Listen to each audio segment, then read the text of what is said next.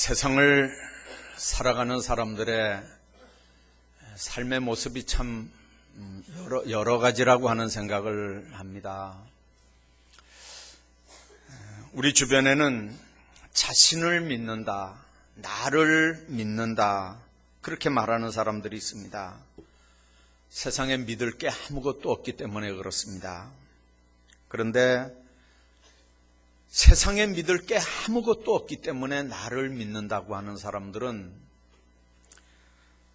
의외로 굉장히 이렇게 비판적으로 세상을 보고 평가하는 부정적인 사람들이 많이 있습니다. 왜 그러냐면 나를 믿는다고 하는 말 속에는 자기가 기준입니다. 자기가 최고입니다. 자신을 모든 가치의 기준으로 삼기 때문에 그렇습니다. 많이 배웠다고 하는 사람들은 자기가 아는 지식, 세상을 오래 산 사람들은 그 경험, 세상에 권력 있는 사람들은 그 권력, 재력, 이런 것들이 자기가 믿을 수 있는 것들이고 의지할 수 있는 것들이라고 생각하지만, 그래서 모든 삶을 누구를 의지하고 믿는 게 아니고 자기 자신을 믿는다고 생각합니다. 그런데 예수 믿는 사람들은 자신을 믿는 게 아니고 하나님을 믿는 사람들입니다. 그 하나님이 어떤 분이냐면 나를 이 땅에 생기게 한 창조주고 나는 그분의 피조물입니다. 내가 비록 연약하고 부족해도 그 부분을 나를 만드신 분이 아시기 때문에 채우시고 그래서 나를 통해 영광 거두실 거라고 하는 하나님의 은혜와 능력을 우리가 믿기 때문에 그렇습니다. 그래서 내가 미처 생각하지 못한 부분, 그것도 주님께서 채우시고 갚으시고 함께 하신다고 하는 걸 믿기 때문에 내 주인이 내가 아니고 그분이다. 내가 나를 의지하고 믿는 게 아니고 그러기 때문에 우리가 그분을 인정하고 믿을 수밖에 없다. 그렇게 사는 삶의 모습이 달라집니다. 그래서 어떤 문제가 딱 생기면 보는 관점이 달라지고 어떤 문제가 딱 생기면 그걸 보면서 생각하는 생각의 관점이 달라지고 그리고 삶의 자세도 그래서 달라지는 겁니다. 오늘 본문을 보면 이스라엘 백성들이 애굽에서 나와서 40년 동안 긴 광야 생활을 합니다. 이제 요단강만 건너면 꿈에도 그리던 약속의 땅 가나안이 딱 앞에 주어져 있는데 그 가데스 바네아라고 하는 그 파란 광야에서 그들이 이상한 생각을 하게 됩니다. 여태까지 주신다고 하는 약속, 가나안 땅을 우리 조상들에게 주셨고 우리가 기업이다 이렇게 믿고 애굽에서 나왔고 그 긴 광야 생활을 했는데 그러면 계속해서 전진해서 요단강을 건너고 가서 얻으면 될 건데 무슨 생각이 들었는지 이 가데스 바네아에서 그 정탐꾼을 꼭 보내자는 거예요. 가서 그 땅이 어떤 땅인지 확인하자는 거죠. 그 말은 쉽게 말하면 우리로 말로 하면 수색대를 좀 보내서 쳐들어갔을 때 그 땅을 우리가 정복할 때 좀 쉽게 정복하자 이제 그런 차원의 얘기가 아닙니다. 정말 그 땅이 하나님이 주신 땅인지 적과 꿀이 흐르는 땅인지 우리가 40년 동안 헤매면서 정말 찾아 들어가서 얻을 만한 가치가 있는 땅인지 얻을 수 있는 땅인지 그걸 한번 확인하자는 겁니다. 그래서 12명의 정탐꾼을 뽑고 그리고 12명이 가서 정탐을 하게 됩니다. 문제가 이제 거기서부터 시작이 됩니다. 12명이 한 지파에 한 명씩 하나님께서 모세에게 시킨 대로 한 지파에 한 명씩 12명을 뽑아서 정탐꾼을 보냈습니다. 그들이 가서 12명이 가서 똑같은 상황을 봤습니다. 그리고 가서 본 내용이 똑같았습니다.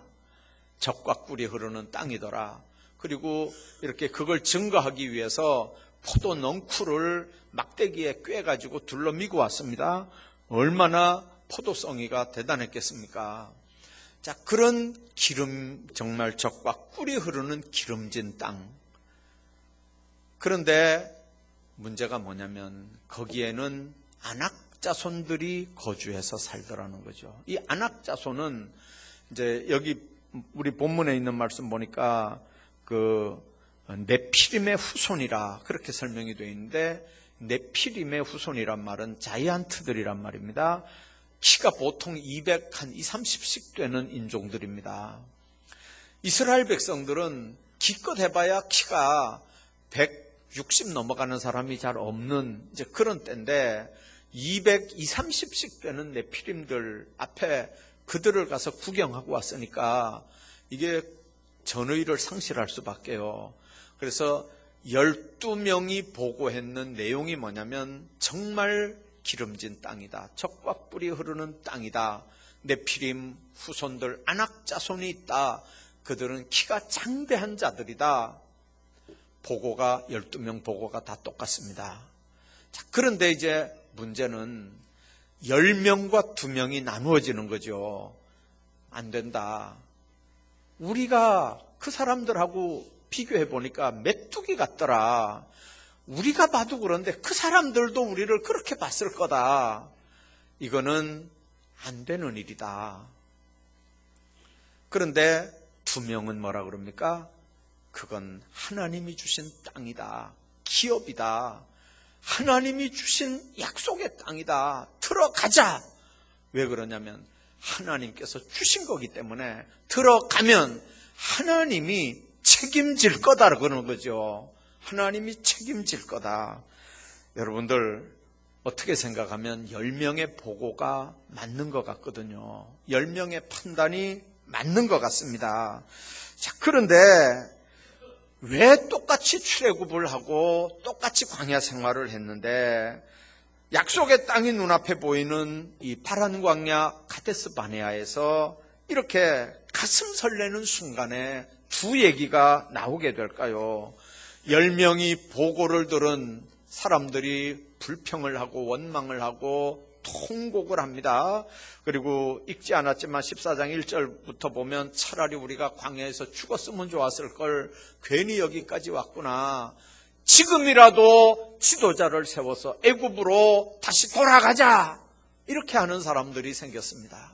근데 두 사람 갈렙과 여호수아가 그들을 안돈시키면서 그렇지 않다. 그 땅은 하나님이 우리에게 주신 약속의 땅이다. 하나님이 우리와 함께하기 때문에 그 땅은 우리의 기업이다. 들어가자는 거죠. 여러분들, 왜 똑같이 보고 똑같은 상황에 처했던 사람이 마지막 결정적인 순간에 왜 된다고 하고 안 된다고 할까요? 왜 불신과 분열로 백성들을 소동시키고 하나님의 진노를 가져오는 그런 보고를 할까요? 똑같이 보고 왔는데 왜 두 사람은 그런 결정적인 순간에 하나님이 함께하면 얼마든지 가능하다고, 그 땅은 우리 기업이라고 그런 보고를 할까요? 오늘 이 사건의 내용을 통해서 하나님께서 우리에게 주시는 교훈 몇 가지를 얻으려고 합니다. 첫째는 가능과 불가능의 차이가 뭔지 아십니까? 상황의 차이가 아닙니다. 상황의 차이가 아니고 그 상황을 보는 눈의 차이입니다. 마음의 차이입니다. 12명이 똑같이 보고 와서 똑같이 상황을 보고해 놓고, 그리고 10명은 안 됐다고 하고 2명은 된다고 하는, 이게 상황의 차이가 아니고 마음의 차이라는 겁니다. 여러분들, 모세가 12명 정탐꾼을 보낼 때 뭐라고 그랬습니까? 강하고 담대해라. 그러면서 보냈습니다. 그런데 그 상황을 보고 그들은 10명은 겁쟁이가 돼버렸습니다. 한 번도 시도해보지 않고 안 된다, 못한다, 그리고 불가능을 선포합니다. 한 번도 전쟁도 한 번 해보지 않고 이건 해도 안 되는 전쟁이다, 이거 할 필요도 없는 전쟁이다 하면서 백기를 들어 올립니다. 하나님이 축복하겠다고 했으면, 하나님이 주신다고 했으면, 그 땅이 기업의 땅이라고 했으면 그 말씀을 믿고 긍정적인 삶의 자세를 취해야 되는데도 우리가 두루 다니면서 탐지한 땅은 그 거민을 삼키는 땅이다. 여러분들 해보지도 않고 이미 패배주의가 나타납니다. 어떤 상황에 직면할 때 가능성과 불가능성은 하나님의 말씀을 간직하고 그 말씀을 믿고 담대해지느냐, 용기를 가지느냐, 아니면 하나님의 말씀이 없어서 상황 앞에서 좌절하고 낙심하고 그리고 겁먹고 그렇게 하느냐 하는 거에 달려 있습니다. 핵심이 하나님의 약속의 말씀이 있는 사람과 없는 사람이 상황을 보는 마음이 달라진다는 겁니다. 12명 정탐꾼 중에 갈렙과 여호수아가 할 수 있다 하자 주님 주셨다 그렇게 하는데 10명의 정탐꾼들, 부정적이고 불신앙적인 마음을 가졌던 걸 우리가 보면 그들이 보고에는 오늘 우리도 얼마든지 그럴 수 있는 공통점이 있습니다. 그 10명의 보고의 공통점이 뭡니까? 사실을 왜곡하는 겁니다. 하나님의 말씀이 약간씩 변질돼서 나중에는 하나님의 말씀과 엉뚱한 결과가 나오는 모습들을 우리가 삶의 현장, 신앙의 현장에서 많이 봅니다. 아담 하와 때부터 그랬습니다. 선악을 알게 하는 나무 열매, 동산 중앙에 있는 나무 먹지 말아라. 먹는 날에는 정령 죽는다. 나중에 뱀이 하와에게 그럽니다. 먹지 말라고 하더냐? 근데 하와 말이 꼬리가 달라집니다. 죽을까 하노라 했다는 거죠. 정령 죽는다는 말과 죽을까 하노라고 하는 말하고는 전혀 다른 얘기거든요. 하나님의 말씀이 꼬리 부분이 흔들리기 시작하면 삶 전체가 흔들립니다. 여러분들, 정탐꾼들이 탐지한 땅을 10명은 악평을 했다 그랬습니다. 불신앙적인 사람들은 사실을 있는 그대로 말하지 않고 사실을 왜곡을 합니다. 왜냐하면 그들이 지니고 있는 시각이 항상 부정적이기 때문에 그렇습니다. 이스라엘 자손 앞에서 그 탐지한 땅을 악평합니다. 우리가 두루 다니며 탐지한 땅은 그 거민을 삼키는 땅이다. 거기서 본 모든 백성은 신장이 장대한 자들이다. 여러분들, 보이는 현상만 또 봅니다. 열정탐꾼들은 그 땅 주민을 묘사하면서 모두 신장이 장대한 자들이고 안악자손의 대장부들이라고 말합니다.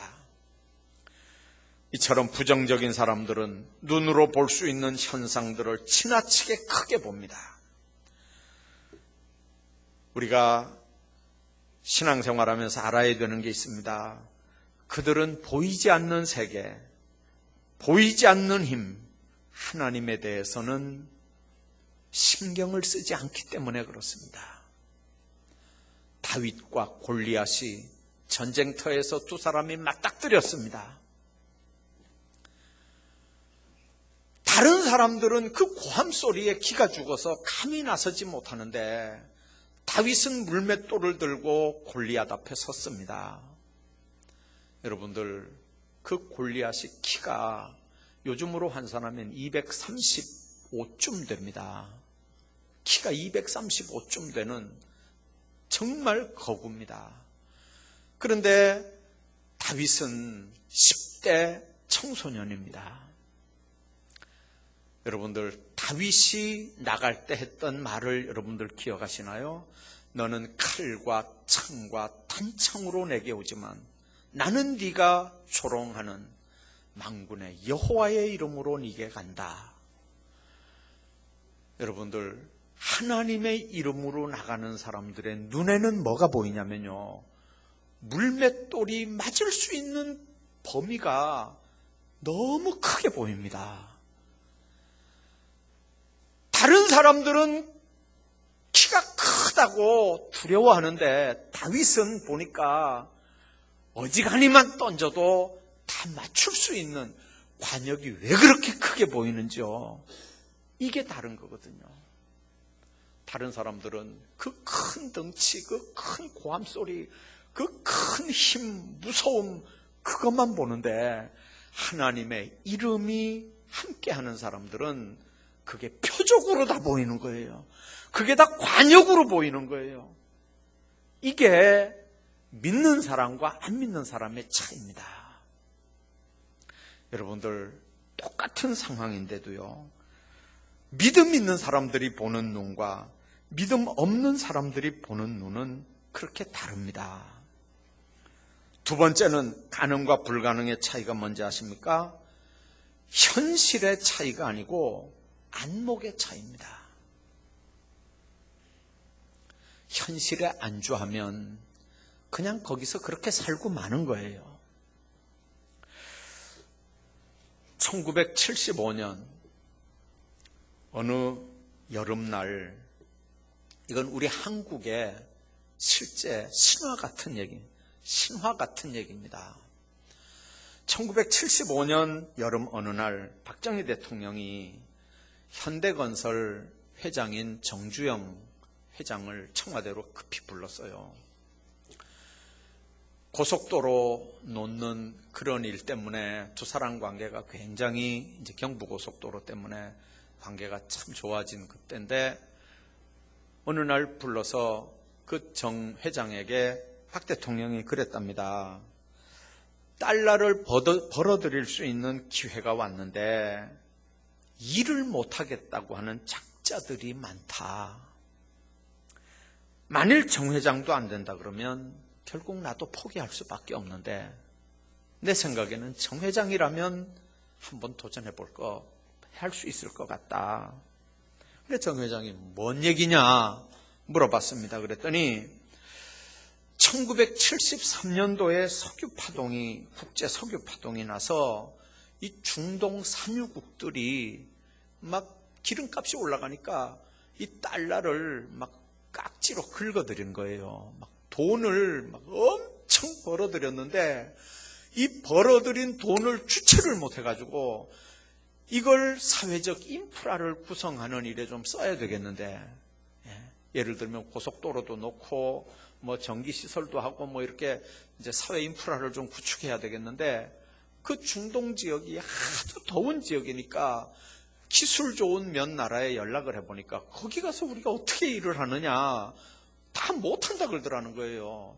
그래서 이게 돈 벌 수 있는 기회라고 생각을 해가지고 관리 몇 사람을 보냈대요. 거기다 보냈더니 2주일 동안 거기 다니고 와가지고 보고하는 게 뭐냐면, 안 되는 첫째 이유, 거긴 물이 없어 안 됩니다. 두 번째, 낮에는 45도 안팎 온도가 올라가는데 45도에서 무슨 일을 합니까? 안 됩니다. 그 다음에 골재를 어디서 가져오냐는 거죠. 고속도로를 놔야 되는데 자갈이 있고 모래가 있어야 될 거 아니에요. 골재를 어디서 가져오냐. 물도 없지, 골재도 없지. 낮에 온도가 45도 왔다 갔다 하는데 누가 거기 가서 일을 하느냐. 그러니까 정 회장이 제가 한번 가보겠습니다. 그러고 현지에 갔다는 거예요. 닷새 만에 온 거예요, 이 사람이. 관리들은 2주일 만에 와서 안 된다고 보고하는데 정 회장은 닷새 만에 청와대로 들어와가지고 하나님이 우리나라에 베푼 특혜입니다. 은혜입니다. 할 수 있습니다. 가보니까 얼마든지 하겠습니다. 그 대통령이 놀래가지고 어떻게 할 수 있냐. 그러니까 가보니까 실제로 45도에서 막 47도 막 왔다 갔다 하는데, 그런데 낮에는 텐트 치고 텐트 밑에 다 재우면 되고, 아침 저녁으로는 온도가 10도 밑으로 내려가니까 아침 저녁으로 밤으로는 일하기가 너무 좋더라는 거예요. 그러니까 낮에는 재우고 밤으로는 아침 저녁으로 일시키고 그렇게 하면 된다는 거예요. 자갈과 골재는 어디서 가져오냐.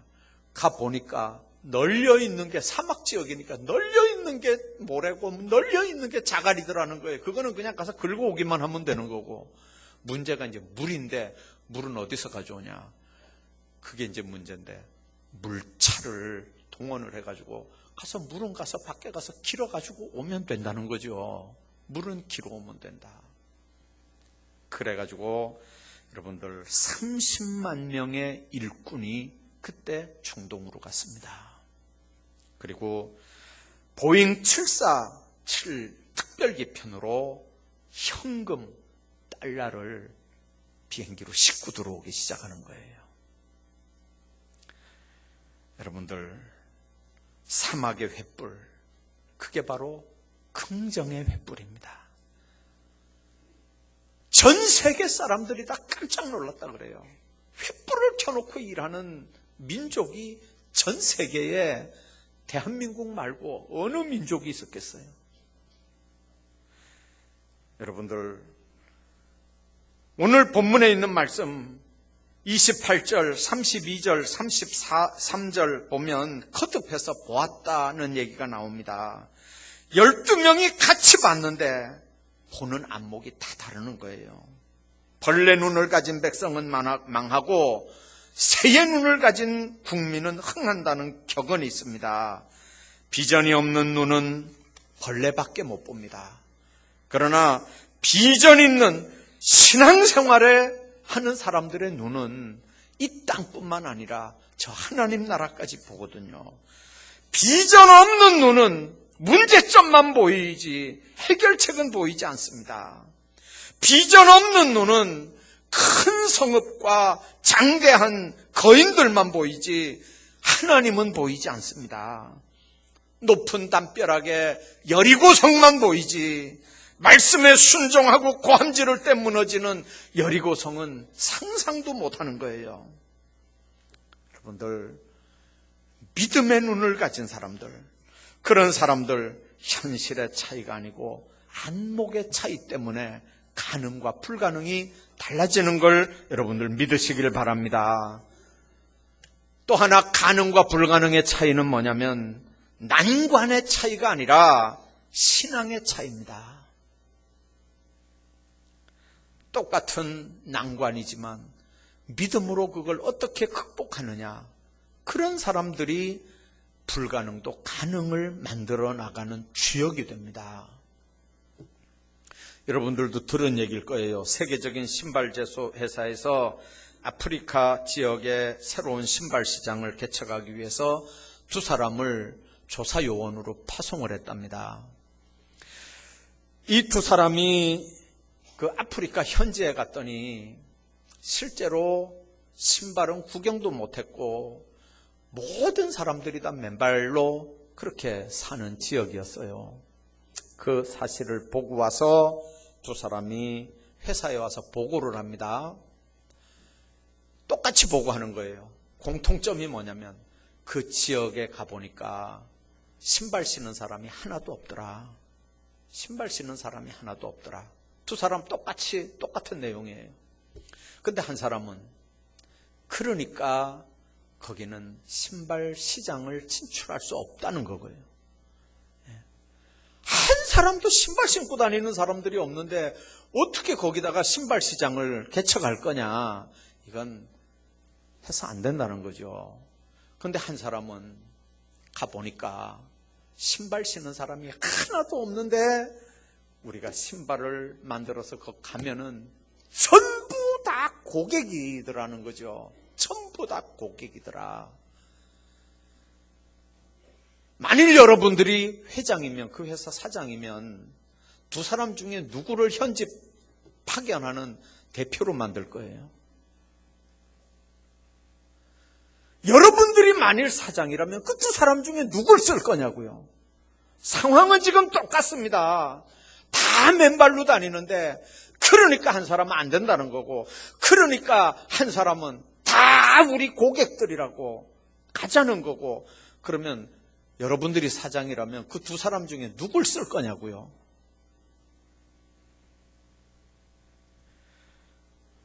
오늘 우리가 신앙생활하면서 마음속에 기억해야 되는 게 있습니다. 하나는 부정적인 성향으로 모든 걸 부정적으로 보는 사람들입니다. 그런 사람들의 입에는 늘 아니요부터 나옵니다. 문제점이 먼저 보입니다. 안 되는 걸 먼저 생각합니다. 문제점은 모든 사람들이 훈련받지 않으면 이건 부정적인 성향이 되기 쉽습니다. 그러나 훈련받은 예수 믿는 사람도 문제점이 문제점으로 안 보이는 건 아니에요. 문제점은 맞아요. 그러나 믿음의 눈으로 보면 그 문제점이 주님이 개입하시고 성령이 역사하셔서 우리에게 주의 은혜와 능력이 함께하면 하나님의 마음에 합한 사람들을 선택해서 불가능을 얼마든지 가능하게 하는 창조 역사를 예수 믿는 사람들은 믿는 거예요. 세상 사람들이 다 안 된다고 해도 예수 믿는 사람들은 된다고 그렇게 나가는 거예요. 여러분들, 믿는 사람과 안 믿는 사람의 차이가 뭐여야 합니까? 죽어서 천당 가는 차이, 지옥 가는 차이만 있어야 됩니까? 아닙니다. 이 땅에서 예수 믿는 사람들은 주님이 나와 함께 하니까 내 마음에 천국이 이루어지는 거고, 죽어서 가는 천국 그 전에 이 땅에서 그 천국을 누리며 소유하면서 사는 사람들이거든요. 주님이 나와 함께 하기 때문에, 주님이 나와 동행하기 때문에 얼마든지 하나님이 나와 함께하면 된다는 게 믿음의 사람들입니다. 10명의 정탐꾼의 보고는 온 이스라엘 백성들에게 실망을 주고 슬픔을 주고 혼란을 가져오고 원망을 하게 하고, 지도자를 새로 뽑아서 가나안으로 애굽으로 다시 돌아가자, 그런 백성들의 혼란을 가중시키는 그런 언행을 가지고 왔지만, 정말 인간적으로 희망이 보이지 않을 것 같은 그 속에서도 약속의 말씀을 믿고 하나님의 약속을 믿고 보고한 두 사람의 보고는 그 이스라엘 백성들을 강하고 담대하게 하나님의 백성들로 세워나갔던 걸 우리가 보게 됩니다. 세상을 어떻게 보느냐? 문제만 보느냐? 높은 장벽, 거대한 자이언트만 보는 눈을 가진 그런 눈으로는 아무 일도 못합니다. 그런 사람들은 불평하고 불만 고백 얘기하고 그냥 분위기만 망가뜨리는 그런 사람들이 됩니다. 비록 메뚜기 같은 게 사실일지라도, 그러나 약속이 실현된다고 하는 믿음의 안목을 가진 사람은 큰 일들을 감당할 수 있습니다. 그런 사람들이 불가능을 가능으로 바꾸는 역사를 성취하게 됩니다. 이런 축복이 여러분들 현주소 영적 가나안이 바라보이는 가데스 바네아에 충만하기를 주의 이름으로 축원합니다.